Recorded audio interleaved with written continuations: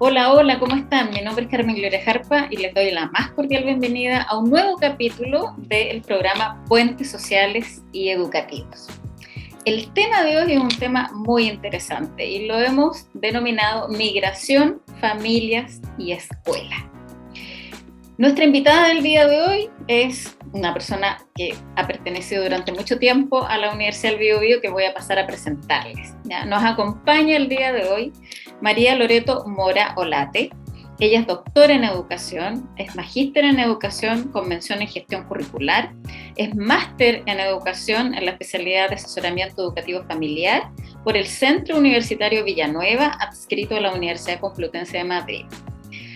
Coinvestigadora en proyectos Fondesit regular de ANID en la línea de educación intercultural e integrante del núcleo de investigación en primera infancia y políticas públicas de la Facultad de Ciencias Sociales de la Universidad de Chile. Muchas gracias por acompañarnos el día de hoy y haber accedido a esta invitación, María Loreto. Bienvenida. Hola Carmen Gloria, para mí sí un gusto recibir tu invitación de regresar de alguna manera a mi alma mater, ¿no? Porque ya desde el 2020, desde que me doctoré, estoy fuera de la Universidad del Biobío y siempre es un gusto poder dialogar contigo también sobre estas temáticas que me han tenido interesada en los últimos 6 años ya. Uh-huh. Bueno, y por eso, porque reconocemos la trayectoria que has tenido, te invitamos a conversar de este interesante tema, a propósito también de que, bueno, Chile ha ido viviendo, ¿no es cierto?, un progresivo proceso de migración, nunca antes visto, ¿no es cierto?, en nuestra historia. Eso nos ha hecho un país más diverso, más heterogéneo, ¿no es cierto?, también más colorido, creo yo, ¿ya? Con nuevas lenguas, con nuevas formas lingüísticas, una serie de ganancias que tenemos cuando recibimos migrantes. Pero a veces la realidad se vuelve no tan luminosa cuando uno observa algunas complejidades. Entonces, María Loreto, la primera pregunta que te quiero hacer a propósito también de las investigaciones y de las líneas de trabajo que tú has ido teniendo en el último tiempo. ¿Cómo observas tú esta relación de la escuela con las familias migrantes?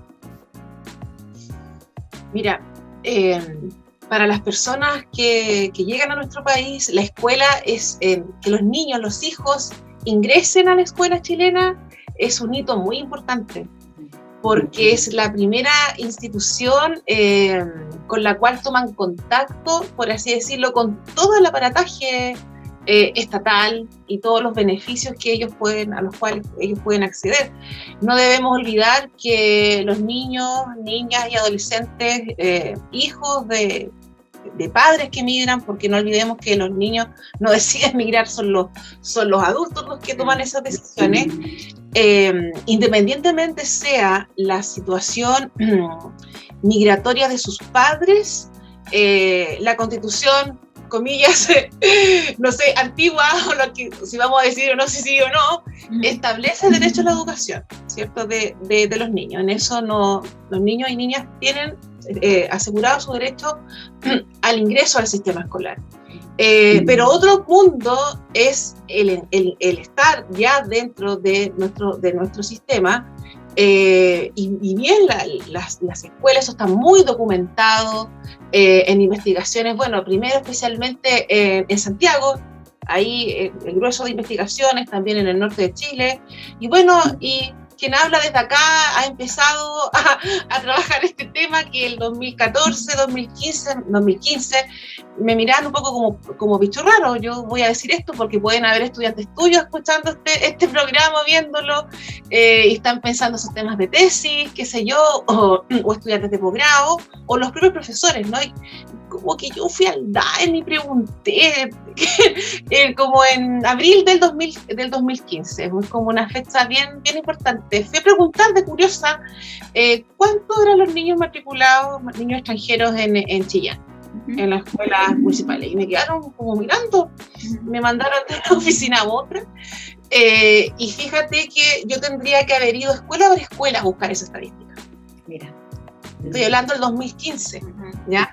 Por escuela. Entonces, ahí empezó esta inquietud, y si lo leemos en correlato a las cifras de matrícula, hay muy poco, hay 10 niños matriculados en el sistema escolar, llegamos hoy día, lo consulté para tener un dato lo más fresco posible, hay alrededor de 600 alumnos extranjeros matriculados en las escuelas municipales de Chillán. Entonces, volviendo a tu pregunta, es un hito importante para las familias migrantes el ingreso a la escuela. Y la escuela ha asumido un rol de integración de las personas que llegan a nuestro país, porque no se remiten solamente ahí los equipos psicosociales, ¿no? Donde los trabajadores sociales y trabajadoras sociales cumplen un rol muy importante, los informan, ¿cierto?, de cómo el sistema escolar, los trámites, los beneficios. Recordemos que los niños en ese momento no tienen un RUT, están con el identificador provisorio, donde si bien eso fue un avance, hay beneficios que no pueden acceder al tener el IFE. Por lo tanto, constituye un hito, y bueno, y para las escuelas esto también ha sido un gran desafío esta situación. Claro. María Loreto, con base a lo que tú has estudiado, investigado, ¿cuáles son las principales barreras que enfrentan las familias migrantes? Bueno, tanto en su inserción en la escuela, pero en general, es decir, ¿cuáles son las principales dificultades que viven las familias migrantes en su relación con la educación? Mira, ahí hay todo se cruzan dimensiones, ¿no? Porque hay dimensiones administrativas, porque el sistema, voy a nombrar el sistema venezolano, no es igual que educativo que el nuestro. Como dato que yo me enteré hace poco, bueno, uno siempre como investigadora va aprendiendo día a día en estas temáticas que son emergentes también, porque harán 10 años que se abrió un poco esta línea en el país. Y porque yo le pregunté a una colega de una escuela que tiene bastante matrícula migrante y que tiene mucha trayectoria en este tema intercultural. Yo le dije, ¿por qué hay tanta diferencia entre la matrícula? Yo pedí el dato por ley de transparencia. Ponte tú en diciembre, ¿ya? Y yo veo abril y tantos niños, o sea, de abril a diciembre tanto aumentó. Me dijo, lo que pasa es que llegan muchas familias en el mes de junio, julio, porque ellos esperan terminar su año escolar y ahí emigran. Entonces ahí me explicaba por qué había ¿cómo aumentó tanto en tan pocos meses? ¿Ya? Entonces hay una barrera administrativa porque los papás tienen que, conocer cómo funciona el sistema educativo chileno, ¿ya? La elección de la escuela también es un tema. Ahí Sara Yoico tiene un estudio muy bonito del 2016 donde habla de este sistema, de cómo acceden, ¿cierto? Cómo eligen la escuela, ¿no? También está la otra barrera que los papás enfrentan, tiene que ver como la organización de la escuela en sí, por ejemplo. Eso también lo levanté en un estudio que publiqué por ahí el año pasado, el 2020, que tiene que ver con las visiones de los docentes en torno a las familias migrantes. Okay. Y ahí los docentes de un colegio de secundaria de acá de Chillán, que tiene alta concentración de matrícula migrante, comentaba que, por ejemplo, los papás no pueden asistir a las reuniones de apoderados, porque la reunión de apoderados se fija en ese colegio a las 5:30 de la tarde. Entonces es imposible, me dicen que están recién llegando, cómo van a estar pidiendo permiso. Entonces, la estructura escolar chilena no se ha visto como permeada frente a esta nueva realidad. En cuanto a barrera idiomática, por ejemplo, no se observa tanto porque han llegado más migrantes latinoamericanos, ¿ya? Y el caso haitiano acá en Chillán no fue tan voluminoso como lo que pasó en Santiago, ¿ya? Entonces, y además que debemos también destacar que las personas haitianas manejan más de un idioma. Así es. Manejan inglés. Entonces me contaban en mi trabajo de campo de tesis doctoral, me contaban las profesoras que se producía algo bien bonito porque llegaba una compañera haitiana y lo hacían se ayudaban con los teléfonos, con los traductores del teléfono, o hacían toda una conversión del creolé al inglés. Entonces, la profesora que me tocó entrevistar sabía inglés, ¿ya? Entonces, ahí hacían todo un recorrido lingüístico para poder comunicarse con ella y para poder trabajar los instrumentos de evaluación, los materiales didácticos. Pero hay barreras, ¿cierto?, estructurales que ellos enfrentan, de los modos de relación también que existen entre la escuela y la familia en Chile, que independientemente de la nacionalidad, y como tú bien lo sabes, ¿no? Con el grupo FESOC, que es una relación que todavía es distante, ¿no? Entonces, ahí las familias extranjeras también viven esa distancia y esa relación un poco escuelocentrada que hay entre la familia y las escuelas, indistintamente sea su nacionalidad. Claro, y eso seguramente va... Igual aparecen ciertas tensiones, ¿no es cierto? Y sin hablar de lo que sucede, ¿no es cierto?, en general con algunas cuestiones que inclusive pueden rayar en racismo, por ejemplo, porque a veces, ¿no es cierto?, ciertos venezolanos son más distintos que lo que nosotros veíamos, lo que le pasa también a los haitianos, que hay un cierto racismo, ¿no es cierto?, respecto de las razas más afrodescendientes, ¿no es cierto? Y una serie de cuestiones también como el lenguaje, a pesar de hablar español, hablan un lenguaje distinto, tienen códigos, ¿no es cierto?, distintos, y que pueden interferir en esa relación. Y en ese sentido, entonces, las escuelas chilenas, frente a este nuevo fenómeno, sin duda han ido, ¿no es cierto?, generando algunas estrategias, algunas acciones, ¿no es cierto?, en el marco de lo que hoy día se llama la inclusión, ¿no? ¿Ya? Es decir, Chile partió evidentemente con la inclusión, con temas que tenían que ver específicamente con personas en situación de discapacidad, ¿no es cierto? Luego fue abriendo otros temas de inclusión como lo socioeconómico, el tema de la vulnerabilidad social, y hoy día está abriendo, ¿no es cierto?, camino, está tratando de sostener algunas acciones importantes respecto también de inclusión en lo que uno pudiera denominar interculturalidad, ¿no? A ese respecto, estas escuelas, estos establecimientos vocacionales, ¿cuáles dirías tú que son acciones, estrategias o buenas prácticas que podrían calificar como apropiadas para producir esa inclusión de la familia migrante y en general de las familias extranjeras? Mira, poco a poco las escuelas han ido estableciendo los protocolos de acogida, ¿ya?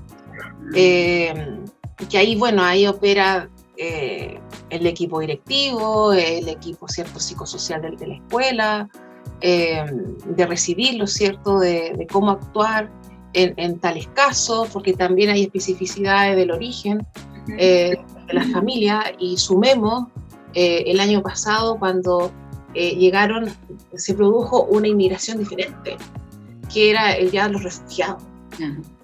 Recordemos eso, hemos vivido tantas cosas en Chile en poco tiempo que de pronto como que nos olvidamos del devenir que hemos tenido, y de pronto vemos los acontecimientos muy a lo lejos, como que esto está ocurriendo solamente en el norte de Chile, en la frontera, pero aquí también a los colegios de Chillán, a los liceos, llegaron niños que venían en calidad de refugiados, ¿ya? Y ahí también para las escuelas los establecimientos fue algo nuevo, hasta la forma de denominación. Un tema de vocabulario, por ejemplo, es un error decirle a un niño, no, tenemos, no sé, 10 niños, comillas, ilegales en la escuela. O sea, eso no corresponde. O sea, no hay personas ilegales, son personas en situación migratoria irregular, pero no hay personas ilegales. También a los establecimientos han incluido la variante diversidad cultural en sus proyectos educativos institucionales, han actualizado sus instrumentos de gestión, los reglamentos de convivencia, bueno, los programas de formación ciudadana también han tenido que ir incluyendo estas temáticas. También yo conozco muy de cerca el caso y tú también, porque tienen una publicación ustedes también con ella y con Loreto Viveros de la escuela Juan Madrid, donde ellos tienen el sello intercultural muy presente, y no solamente como en el papel, ¿no? Sino que ellos han ido dando pasos al respecto, y ellos tienen una mediadora intercultural en la escuela. Es una profesora venezolana, ¿no? Que es Karen Mogollón. Que la hemos compartido, la hemos invitado a compartir su experiencia en unas instancias ahí con otras investigadoras de mi línea, y ellas han hecho esas acciones, como también está muy documentado otras acciones como la organización de ferias, ¿cierto? Estas ferias interculturales, estas ferias de las naciones, que bueno, los autores nos dicen que es un primer paso, estaría como a un nivel de multiculturalismo, por así decirlo, ¿ya? Esto del reconocer que tenemos distintas culturas conviviendo en la escuela, ¿ya? Pero bueno, se sigue manteniendo la mirada más hegemónica todavía, ¿no? Claro. Entonces, lo interesante, eso está bien, o sea, resulta cuestionable si la escuela solamente hace eso, pero si no tiene un protocolo de acogida, si no tiene un intérprete, por ejemplo, en Santiago se daba mucho de tener intérpretes de Creolé, ¿ya? Si realmente no recibe a las familias cuando llegan. Por ejemplo, el caso que yo estudié, hacían la recepción general a las nuevas familias en el liceo, ¿no? Pero no había, y se les entregaba la documentación y esto era todo, ¿ya?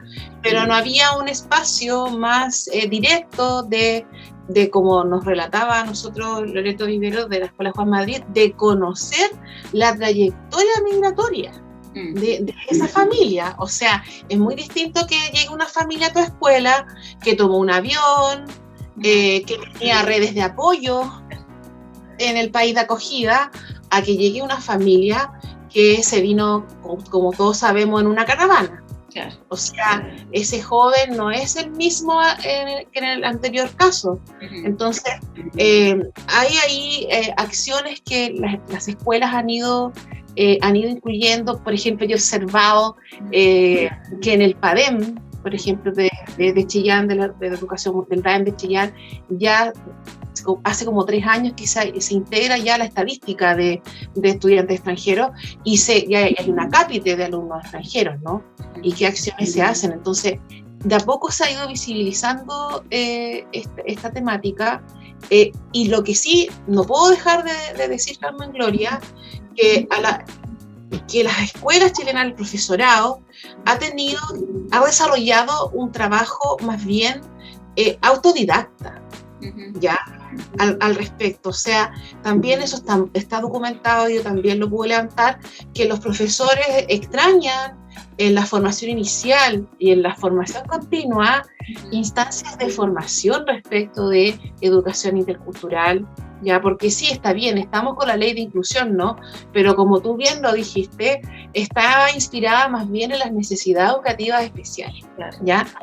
Y el Ministerio de Educación empezó a publicar estas orientaciones de a poco, ya más específicas a los estudiantes migrantes.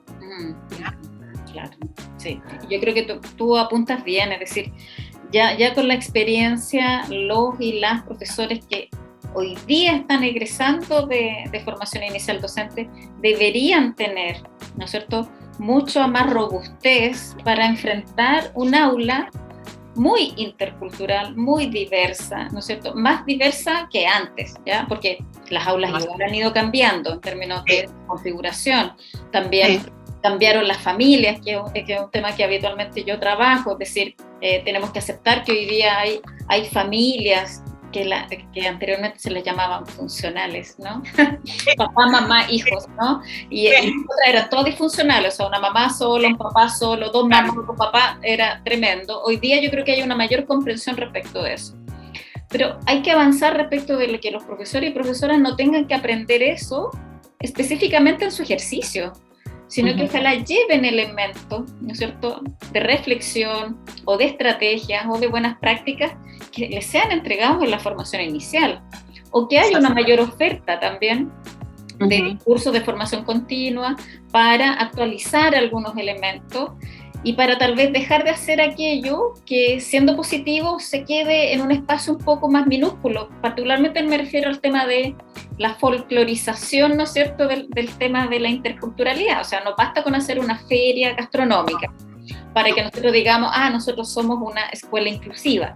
Es un elemento, contribuye, pero más bien tenemos que lograr una totalidad, algo más sistémico, ¿no es cierto?, para que esto opere de esa manera. No sé si concuerdas con eso.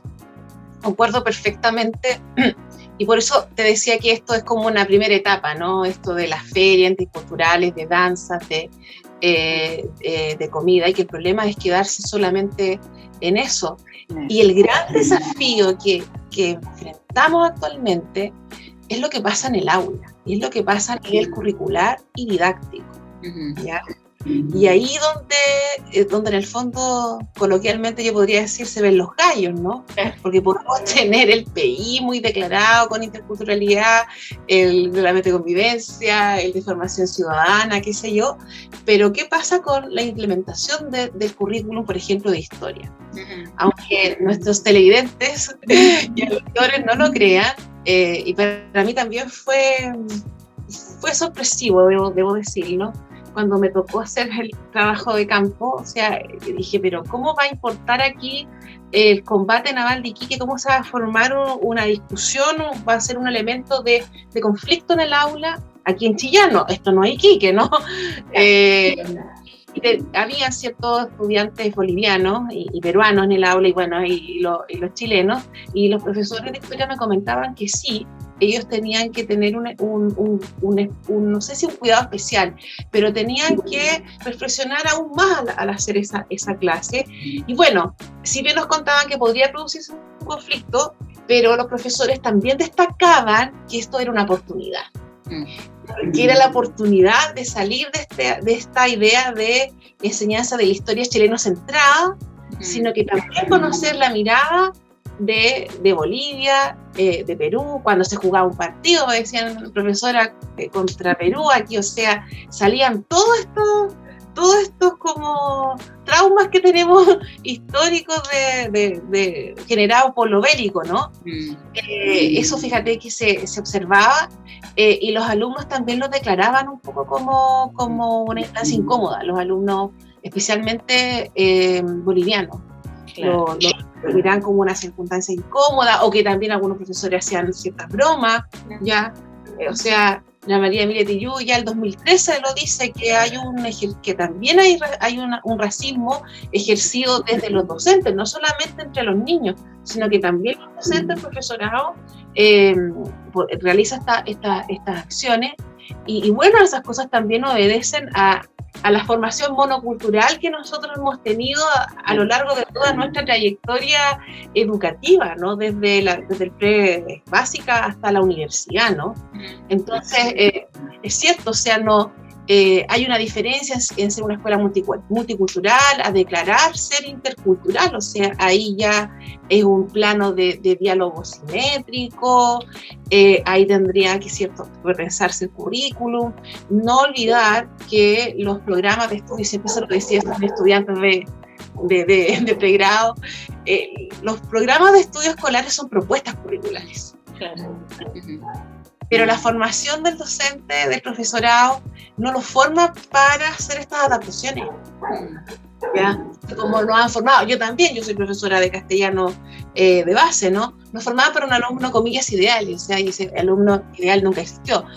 Entonces yo destaco a los profesores y las escuelas que han realizado un trabajo de autoformación, de autoaprendizaje, y ya, por ejemplo, esta escuela que yo hablo, la Juan Madrid, ya está pensando y ya está haciendo acciones con el tema curricular, con el tema del aula, ¿no? Entonces, ellos también hacen encuentros de familias extranjeras. Alguien podría decir, no, pero eso podría ser muy de gueto, pero fíjense ustedes, si lo pensamos bien, esa acción igual es importante, porque una familia recién llegada que no tiene redes, conoce las experiencias de las otras familias que llegaron antes, y se arma una red que también se fortaleció por toda esta vía telemática en tiempos de COVID, ¿no? También ahí las familias que llegaron en pleno COVID acá, fue todo un desafío para las escuelas, para recibirlas, ¿no? Claro, sin duda. Ahora, sí, cuando tú nos planteas eso, sin duda, bueno, nuestro país tiene que seguir avanzando en estos caminos, y también creo, mi opinión muy personal, haciéndonos cargo de las deudas también pendientes que tenemos respecto de culturas ancestrales de los pueblos originarios nuestros también. Es decir, muchas veces pensar la interculturalidad solamente con aquellos que vienen desde fuera, sin pensarse interculturalmente también, ¿no es cierto?, reconociendo el valor, ¿no es cierto?, de estas culturas que estaban antes que nosotros llegáramos acá. También creo que es importante, porque mientras tú decías la incomodidad que puede sentir un niño boliviano o una niña peruana cuando se está discutiendo el combate naval de Iquique, también lo puede sentir un niño o una niña mapuche cuando se está eventualmente relatando a su pueblo como alcohólicos, flojos o una serie de, ¿no es cierto?, de epítetos que habitualmente inclusive están escritos en libros de historia, que espero que ya no formen parte de los textos obligatorios de historia. Pero hay un camino por recorrer, hay, ¿no es cierto?, muchas cosas que hacer, y en ese sentido, ya al ir despidiendo este programa muy interesante del día de hoy, no sé si hay algo que quieras transmitir a las personas que nos ven, que nos van a escuchar en este programa respecto de esta importancia de la relación familia-escuela-inmigrantes. ¿Cuál podría ser un mensaje final a dejarle a las personas que nos ven y nos escuchan? Yo creo que una familia, de la composición que sea y de la nacionalidad que sea, es familia, ¿ya? Es familia, y que muchos de las, no sé, desafíos, temores que enfrenta una familia venezolana, peruana o haitiana, también los enfrenta la familia chilena de acogida. Y bueno, y también que un poco ir rompiendo una mirada que hay de pronto del profesorado, que comparan, ¿no? Comparan las familias chilenas con las familias extranjeras, y a las extranjeras las califican como no, son como familias perfectas, apoderados perfectos, porque la familia extranjera como que tiende a cumplir la norma, ¿ya? Entonces ahí también eso es un poco engañoso, ¿no?